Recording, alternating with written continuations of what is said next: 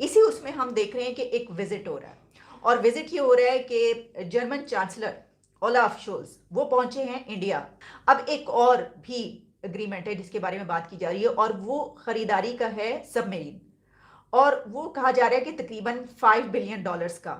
बड़ी बात यह है कि ये जो मैन्युफैक्चरिंग होगी इन सबमरीन्स की, ये इंडिया के अंदर होगी, जो कि जर्मनी कंपनी इंडिया के अंदर आके काम करेगी। इस वक्त जो जर्मन चांसलर इंडिया में मौजूद है, उनकी जो डिटेल्स आई हैं उसमें तो ये बात की गई है कि फ्री ट्रेड डील होगी इंडिया से। हम खबर शामिल करेंगे। बारखान के रखनी बाजार में धमाका, 4 अफराद जहां भाग हो गए, मुतादिद अफराद जख्मी हैं।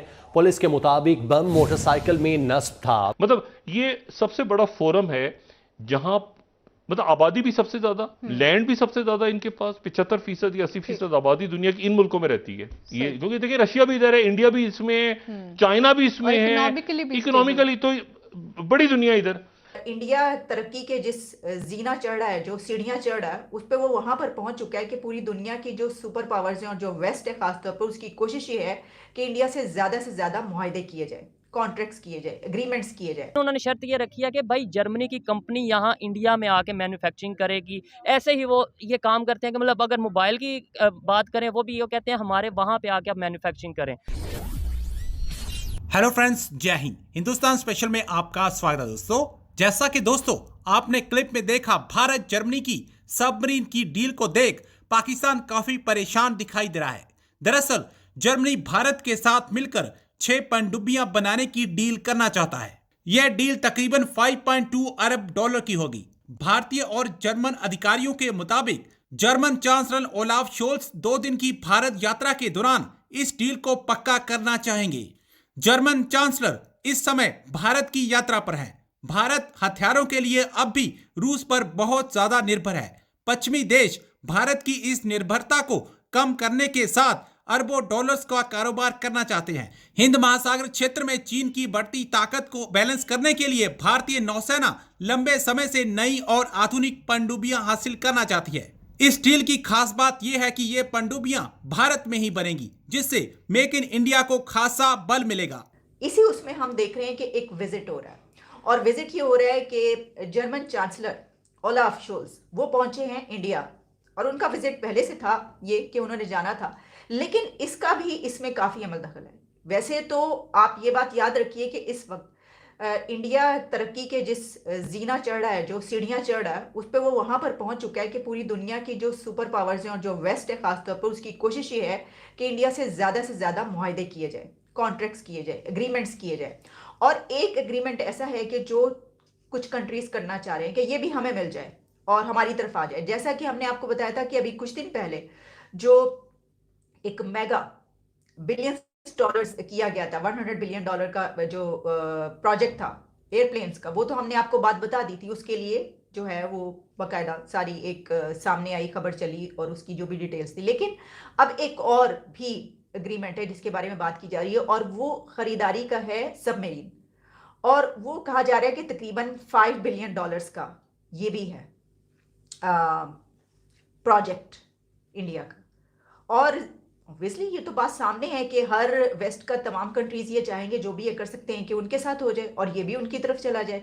तो ये बात है कि इस वक्त जो जर्मन चांसलर इंडिया में मौजूद है, उनकी जो डिटेल्स आई हैं उसमें तो ये बात की गई है कि फ्री ट्रेड डील होगी इंडिया से, और इसके अलावा कई तरह के बायलैटरल एग्रीमेंट्स होंगे, जो भी इश्यूज हैं दोनों के, जो भी बेनिफिट्स हैं दोनों के लिए, उसके ऊपर बात हो रही है। लेकिन एक ये चीज़ कि वो जो $5 बिलियन के करीब एक सबमरीन का प्रोजेक्ट है, उसके लिए भी जर्मनी की ख्वाहिश है कि वो करे। अच्छा, इससे पहले आपको याद होगा हमने ये भी देखा कि जर्मनी की तरफ से कुछ दिन पहले की बात है कि पाकिस्तान के जो है वो साइड ली गई थी, और उस वक्त उन्होंने कुछ ऐसी बातें की थी जिसमें जो कि इंडिया के खिलाफ जा रही थी। लेकिन मैंने आपको उसी वक्त ये कहा था कि इस वक्त जो हो रहा है ये ज़रूरी नहीं आगे चल के कायम रहे।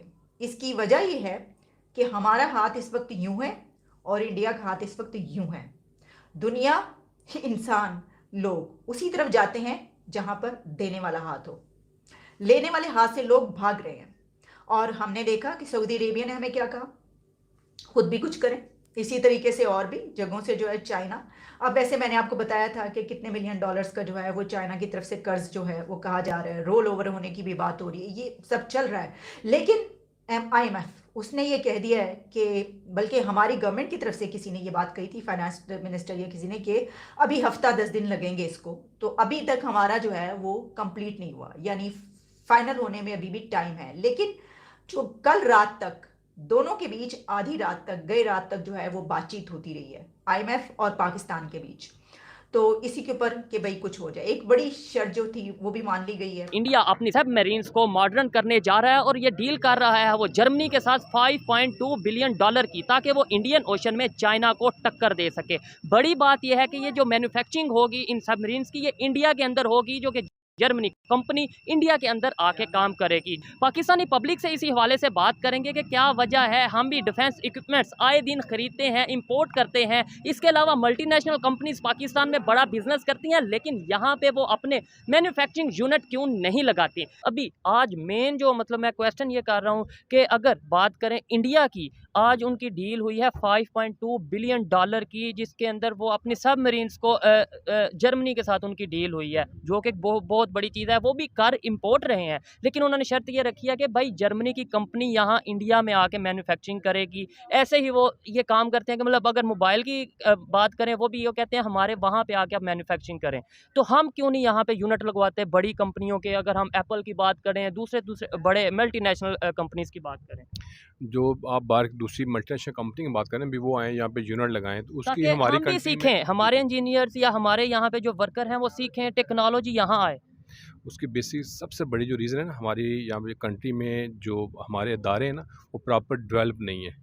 ठीक है, क्योंकि हमारे यहाँ पे जमहूरियत बहुत कम टाइम रही है, ज़्यादा देर के लिए अब हमारा जो है ना वो मार्शाल्लाह रही है। ठीक है। उसकी वजह से जो है ना जी, यहाँ पे इदारे प्रॉपर डेवलप नहीं है और इदारे प्रॉपर काम भी नहीं करते।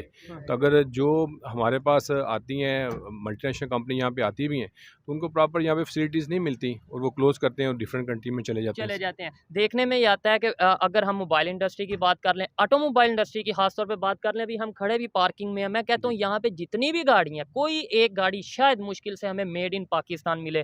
पाकिस्तान बहुत बड़ी मार्केट है गाड़ियों के लिहाज से, लेकिन जी बात ये है कि जब आपने ये इन सारों की इंडस्ट्री इधर लगी है, आपने एग्रीमेंट किया है उनके साथ कि इतने साल बाद आपने जो पार्ट्स हैं वो भी इधर मैन्युफैक्चर करने हैं, नहीं किया। आप करवा सकें उसको फोर्स। ये चीज़ हमारे जो पॉलिसी मेकर्स हैं ये पैसे लेते हैं, जारी बात है। हमारा मुल्क तरक्की क्यों नहीं किया? जिसने भी गवर्नमेंट किया उसने अपने 5 साल का सोचा है, सड़क बनेगी मुझे वोट मिल जाएगा, या उसने कमीशन। मल्टीनेशनल कंपनीज आती हैं, हम कहते हैं कि कमीशन कितनी दोगे। हम पॉलिसीज नहीं देखते कि भाई यही इंडस्ट्री जो आप लगा रहे हो, क्या 5 साल बाद 10 साल बाद हमारे पाकिस्तानी इस इंडस्ट्री में इन्वेस्ट कर सकेंगे, हम खुद अपनी ये कार या कोई भी टेक्नोलॉजी में ग्रो कर पाएंगे या नहीं। दूसरी बात है आपने बिजनेस को फैसिलिटेट करना होता है, ना कि आपने रुकावटें डालनी होती हैं। सारी दुनिया में आप कहीं भी जाते हैं ना, जो बिजनेसेस होते हैं, कंपनीज होती हैं, उनके लिए वन विंडो ऑपरेशन होता है।